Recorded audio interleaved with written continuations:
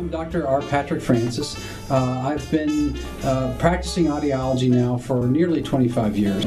All of our hearing evaluations here are conducted in a sound-treated booth so that we don't have extraneous noises that can interfere with the evaluation.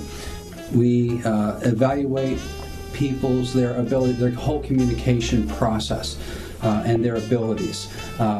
Part of that evaluation is the hearing test, and after the hearing test we can gather information as to what's important for that individual to hear.